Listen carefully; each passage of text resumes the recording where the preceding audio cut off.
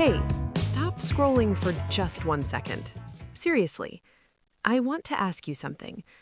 When was the last time someone asked you, "So, what did you get up to this weekend?" And you froze. You knew exactly what you did. You went somewhere, you felt something, you lived a moment. But the words, they just disappeared. That has happened to all of us. And today, on Talk, Learn, Teach, we are going to fix that for good. You are in the right place, my friend. Welcome. Hello, hello, hello. Welcome to Talk, Learn, Teach, the channel where real conversations become your classroom, and your classroom feels like a conversation with friends. I am Sarah. And I am James, and we are so glad you are here with us today. Whether you are listening on your morning commute, folding laundry, or hiding in the bathroom for 5 minutes of peace, we see you, and we are grateful for your time. Truly. And before we get into today's episode, which honestly might be one of my personal favorites we have ever done, we want to ask you something small that makes a huge difference for us.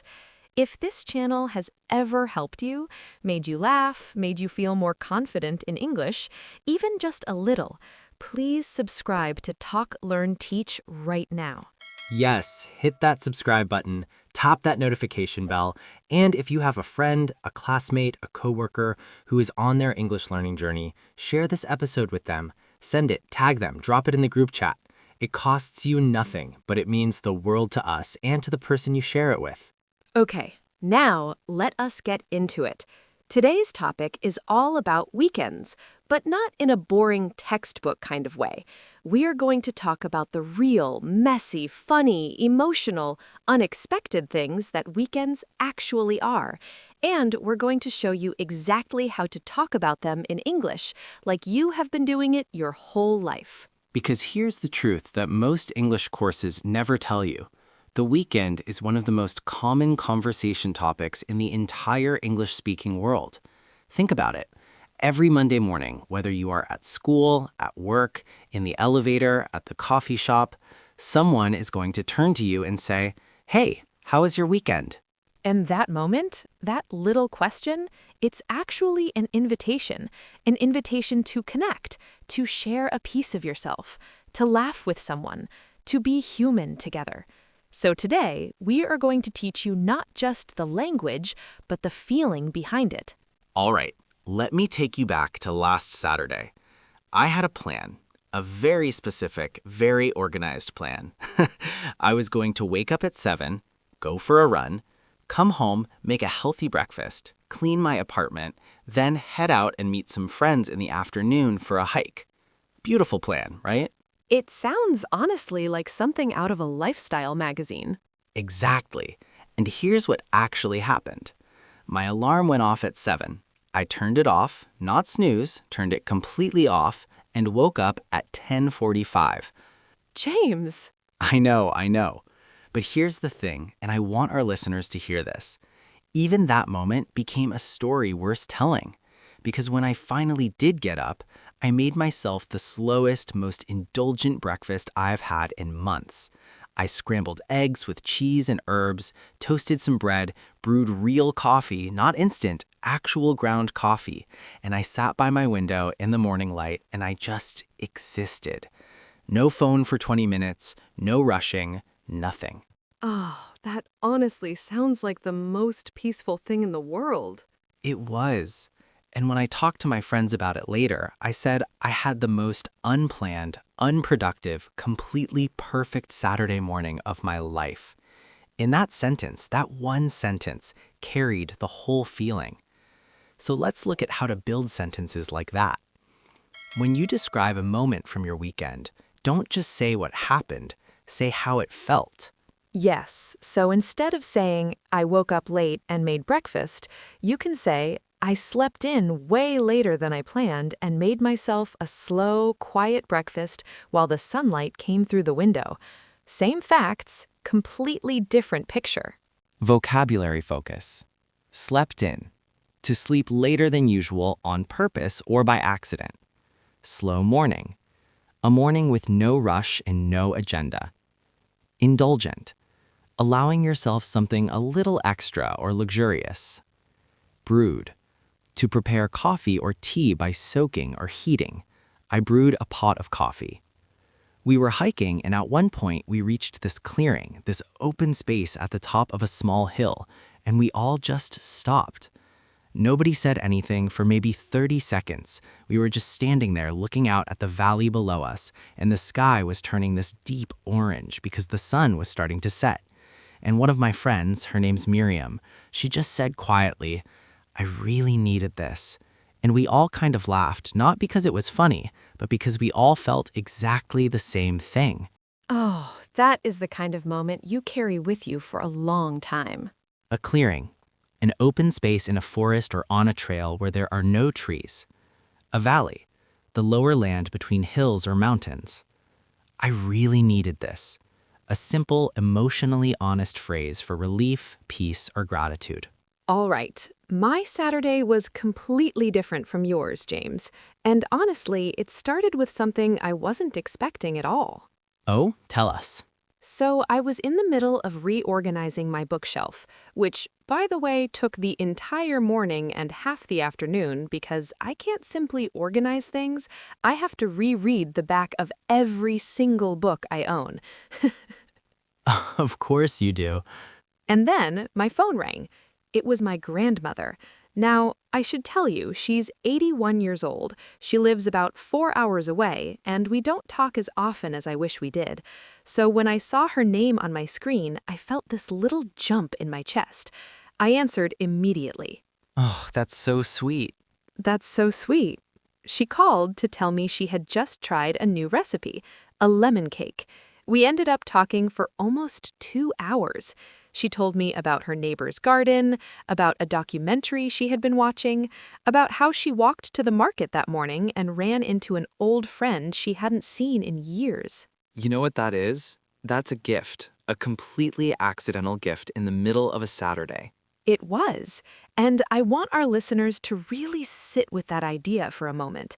Because in English, we often talk about weekends in terms of events. I went here, I did this, I saw that. But some of the most memorable weekend moments are the ones that just happen to you. The unplanned phone call, the spontaneous conversation, the unexpected detour. Reorganizing. Putting things back in a new, better, more intentional order. Spontaneous. Something that happens naturally without any agenda. A little jump in my chest. A physical feeling of sudden emotion, excitement, joy, or surprise. Ran into someone. To meet someone unexpectedly, by accident. I ran into my old teacher at the market. Let's talk about Sunday, because I think Sunday has a very specific feeling to it. In English, there's even an expression, the Sunday feeling, or sometimes people say the Sunday scaries, which describes that bittersweet mix of wanting to hold on to the weekend while also feeling the weight of Monday approaching. Oh, the Sunday scaries are so real. I think everyone knows exactly what that feels like. Completely universal. But here's the thing. How you spend Sunday can either feed that feeling or it can quiet it. And for me, last Sunday, I chose to do something that always restores me. What's that? I cooked. Not just any cooking. I mean, I gave myself the whole afternoon and cooked a proper meal from scratch. I made a slow-cooked beef stew, the kind where the whole apartment starts to smell incredible after about an hour.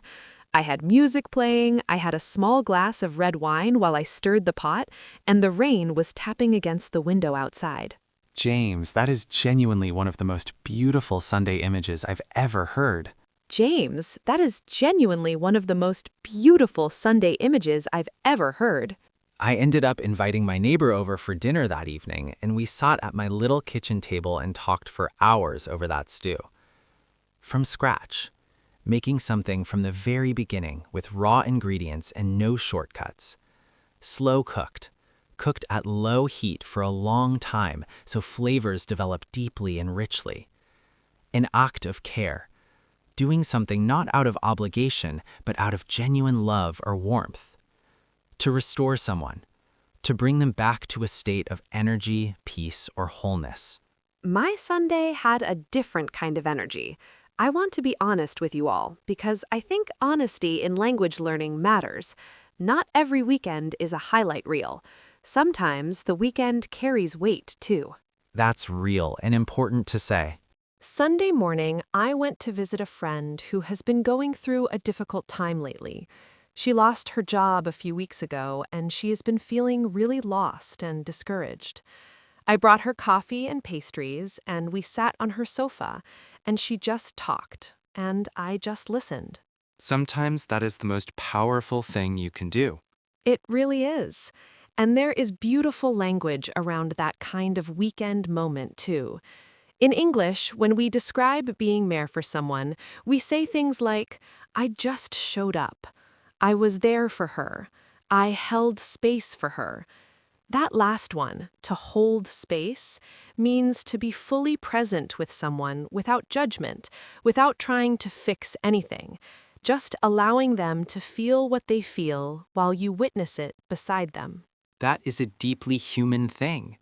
And if someone asks how your weekend was, and you say, I spent Sunday morning with a friend who was going through a hard time. I just showed up and held space for her. That sentence tells a whole story about who you are.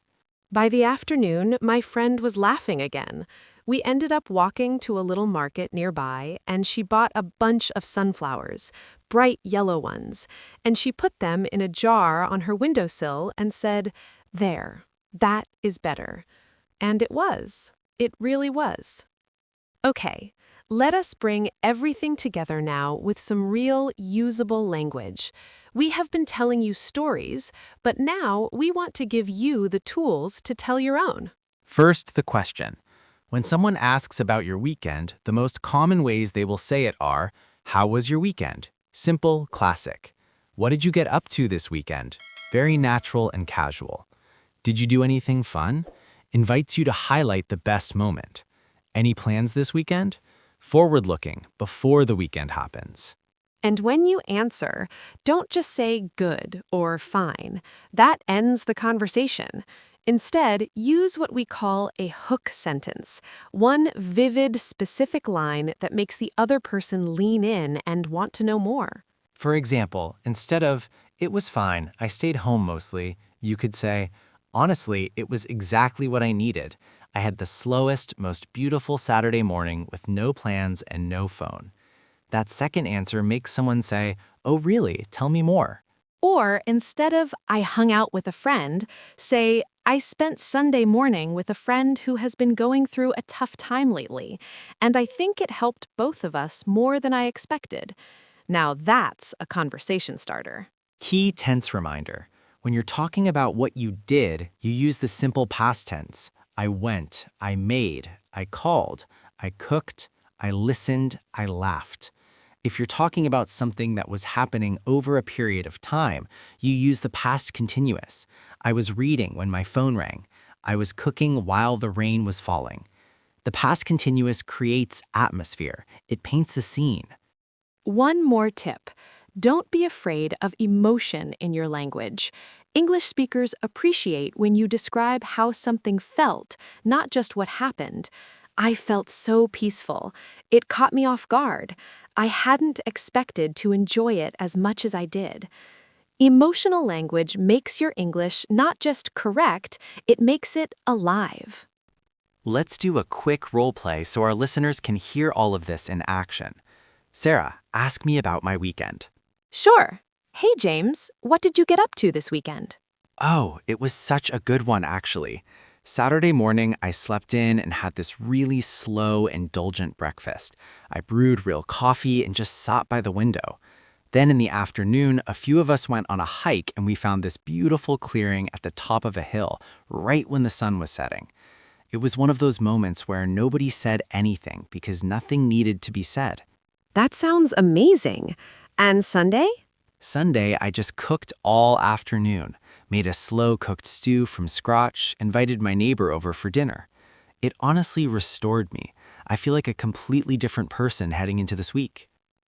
Notice, slept in, brewed, clearing, restored.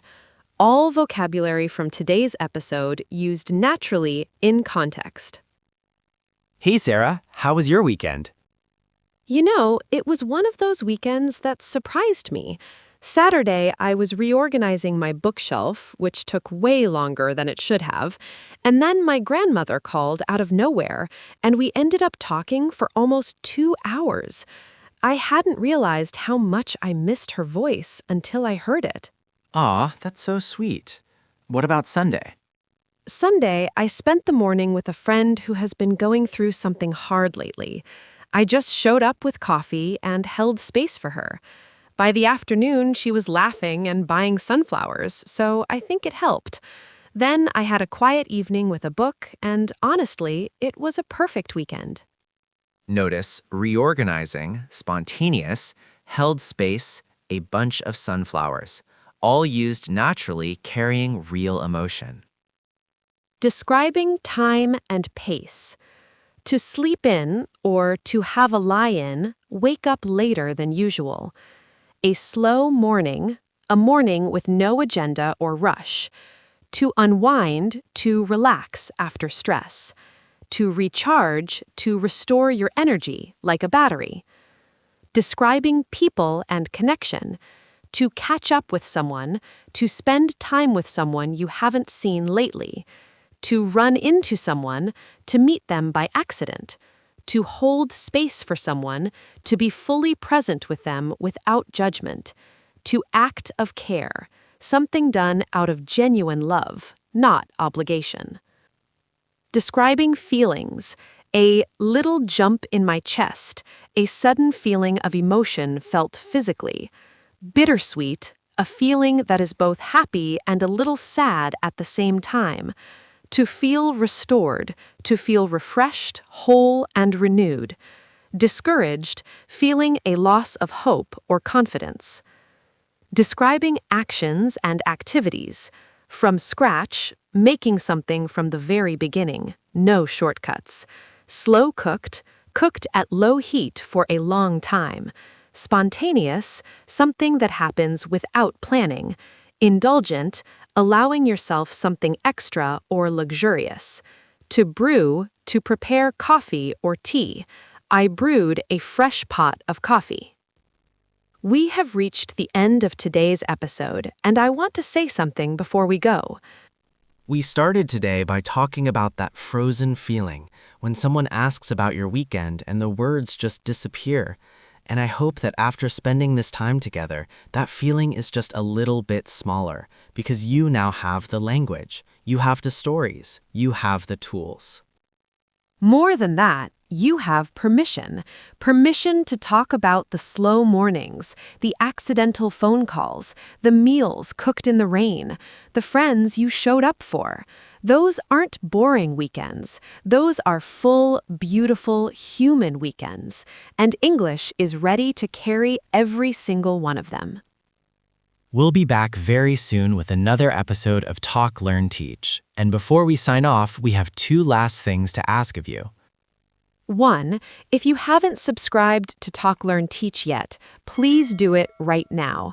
We put our hearts into every episode we make, and your subscription is what makes it possible for us to keep going. Subscribe, hit the notification bell, and share this with one person today who is learning English. Just one person. It matters more than you know. And 2, we want to hear from you. Scroll down to the comments and tell us, what did you do last weekend? It doesn't have to be exciting.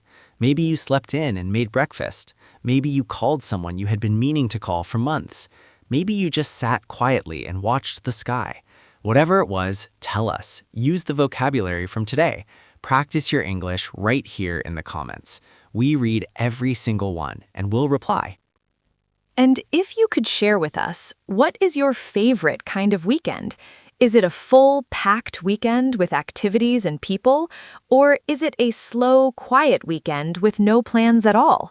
Tell us in the comments. We're genuinely curious. We are so grateful you chose to spend this time with us today. Learning a language is one of the bravest and most generous things you can do for yourself. It's not just about words. It's about being able to reach across distance and difference and say, I'm here. I understand you. I want to connect. And that's what Talk, Learn, Teach is all about. Until next time, have a wonderful week, speak your weekend out loud, and we'll see you in the next episode. Bye for now. Take care, everyone.